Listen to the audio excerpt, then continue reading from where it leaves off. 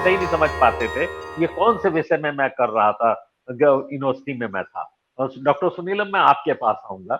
मोदी जी लगता है आप प्रासंगिक बना देना चाहते हैं सदन को, और वो हमें लगता है कि अगर मजबूरी ना हो तो शायद इस बार ये जो सरकार चल रही है इस पूरे कार्यकाल में अब शायद एक ही आध बार आएंगे, ऐसा लग आभास हो रहा है। अमरीश जी, यहाँ पर जो चर्चा है उसमें अगर जिसकी आस्था होगी संसद में, सांसदों में, ऑपोजिशन के पॉलिटिकल पार्टीज जो है वो ग्राउंड के सवालों को लेके आएंगी, उनकी बात सुनना चाहिए, उसके ऊपर हमको हमारी जवाबदेही है। ये अगर फ्रेमवर्क है दिमाग का या ये दृष्टि है तो वो व्यक्ति पार्लियामेंट के अंदर उपस्थित रहेगा। अन्यथा जो है, अगर जो केवल बहस होनी है जिसमें उनकी कोई रुचि नहीं है, तो वो जो बड़े काम करते हैं वो काम अपने बड़े काम को करते रहेंगे। उन्हें यूक्रेन रूस के युद्ध को सेटल करना है, 5 ट्रिलियन इकोनॉमी का पूरा मसला है, उन्हें पूरा देश बेचना है, उसकी पूरी एक एक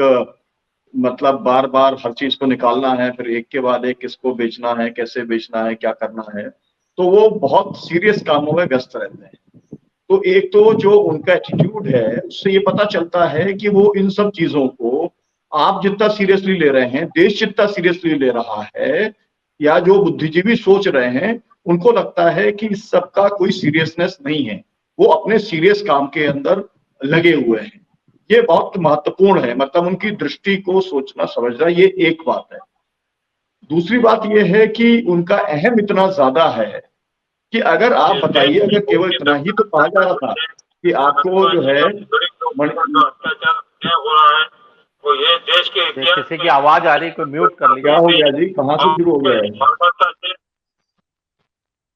किसी की आवाज आ रही है जी, हाँ बोलिए। वो शुक्ला जी के यहाँ कुछ शुरू हो गया था लगता है। तो खैर जो है, मतलब दूसरी बात यह है कि उनका अहम इतना ज्यादा है, अहंकार इतना ज्यादा है कि वो जो है, जो एक सीधी सी बात थी कि भाई मणिपुर के ऊपर आप बोलो, और उसको वक्तव्य देने में वो तो उनका शासकीय वक्तव्य होता, होम मिनिस्ट्री से तैयार करती, वहां से आता, या जो है मणिपुर का जो भी आता तो उन्हें, लेकिन उन्होंने इसको प्रेस्टीज पॉइंट बना लिया, उन्होंने इसको जो है अपना अहम का सवाल बना लिया, क्योंकि अपोजिशन कह रहा है तो ये काम मुझको नहीं करना है। और ये बात हम लोग लगातार हम देखते रहे हैं। और ये बात आप मुझे बताइए, आपको मतलब सब लोग जब मोदी जी की बात करते हैं तब 2002 की बात करते हैं, आप मुझे बताइए 2002 के अंदर जो है 2,500 से ज्यादा लोगों की जिस बर्बर तरीके से हत्याएं हुई थी, नरसंहार हुआ था, उसमें वो कहाँ कहाँ पर गए थे, वहां पर उन्होंने किस तरीके से मरहम लगाने का काम किया था, उससे आप देख लें तो आपको पता चल जाएगा। उसके बाद में फिर आप मणिपुर के अंदर देख लें तो पता चल जाएगा। और फिर खुद जो महिला पहलवान जो है, उनने जब खुद उन्हें बताया और उसके बाद उन्होंने आंदोलन किया, तो उसके अंदर कितनी सेंसिटिव, तो एक सेंसिटिविटी का सवाल भी बहुत बड़ा है। संवेदनहीन प्रधानमंत्री देश का है, बाकी और सब बातों को छोड़िए, और जो व्यक्ति पूरी तरीके से संवेदनहीन है, जिसे मतलब लोगों के परिवार उजड़ रहे हैं, महिलाओं का पूरा शील भंग हो रहा है, जिस तरीके से उन्हें पूरा निर्वस्त्र करके घुमाया जा रहा है, जो भी कुछ हो रहा है, या पूरा एक जातीय हिंसा जिस तरीके की हो रही है, वो उनकी सेंसिटिविटी को हिलाता ही नहीं है। ये सबसे बड़ा सवाल है। तो एक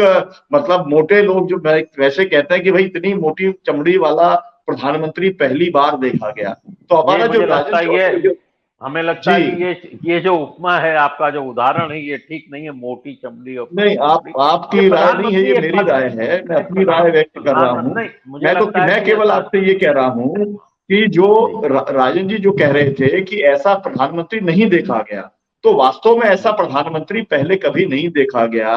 कि जिसने नरसंहार करा लिया हो, जिसने कि लॉकडाउन कर दिया हो, जिसने कि जीएसटी लगा दिया हो, जिसने कि पूरे देश को जो है उसकी अर्थव्यवस्था को बिगाड़ दिया हो, जिसने कि पूरे देश को सेल आउट करने का काम कर दिया हो, जिसने कि जैसा कि अब कहा गया है, जिस कॉन्फ्रेंस के अंदर में था उसमें ये कहा गया सतपाल मलिक के द्वारा और प्रशांत भूषण के द्वारा कि जो व्यक्ति पुलवामा करवा सकता है वो व्यक्ति कुछ भी करवा सकता है। तो मेरा कहने का मतलब ये है कि हर चीज का फर्स्ट टाइम होता है। तो ये देश को ऐसा भी प्रधानमंत्री देखने को मिला है, ये बात के ऊपर होना चाहिए। और फिर लोगों ने चुना है, और जब लोगों ने बबूल बोया है तो उसके अंदर से आम पैदा होने वाला नहीं है। जिस तरीके का व्यक्ति उन्होंने, जिस तरीके की पार्टी उन्होंने लाई है, तो वो अपने एजेंडे के ऊपर वो काम कर रहे हैं, अपने एजेंडे को आगे बढ़ाने का काम कर रहे हैं। तो जो एक तरीके से डेमोक्रेटिक पूरी प्रोसेसेस को थ्रॉटल करना, उनको पूरी तरीके से समाप्त करना, उनका अपमान करना, ये उनकी एक आइडियोलॉजिकल काम है, ये अपना वो वैचारिक काम कर रहे हैं। तो इसलिए किसी को भी आश्चर्य नहीं होना चाहिए। जब उन्होंने माथा टेका था तब जरूर आश्चर्य हुआ था, लेकिन फिर एक और बात भी आती है कि उनका जो व्यक्तित्व के अंदर जो पाखंड है, वो पाखंड है वो कूट कूट के भरा हुआ है। और उसके अंदर भी ये है कि वो अपने आप को डेमोक्रेटिक बताने की कोशिश करते हैं, और विशेष तौर पर जब वो विदेश में जाते हैं तो उनका जो आत्मा है वो जागृत हो जाती है कि भारत कितना बड़ा लोकतंत्र है और कैसे वो लोकतंत्र का सम्मान करते हैं, ये बताने की वो कोशिश करते हैं। तो मुझे लगता है कि ये जो पूरा सवाल है, जो पूरी डिबेट है, ये मानवीय मूल्यों का जो अभाव है एक व्यक्ति के अंदर, ये वो एक सवाल है जिसके चलते पूरा देश सफर कर रहा है, पूरी पार्लियामेंट सफर कर रही है, ऑफ कोर्स ऑपोजिशन तो सफर कर ही रहा है। और उसका जो परिणाम जो है, जैसे मणिपुर का परिणाम पूरा देश को भोगना पड़ेगा, उसी तरीके से नूह के अंदर जो कुछ हो गया, मेवातियों को जिस तरीके से छेड़ने का काम किया, जब सिखों को छेड़ा गया था तब भी मैंने ये बात कहा था कि सिखों को आपने जब छेड़ा है तो आपको भुगतना पड़ेगा, और वही हुआ। और इसी तरीके से मैं कहना चाहता हूं कि अगर मेवातियों को छेड़ने का काम किया है, जिस तरीके से कुछ लोगों को सामने ला करके,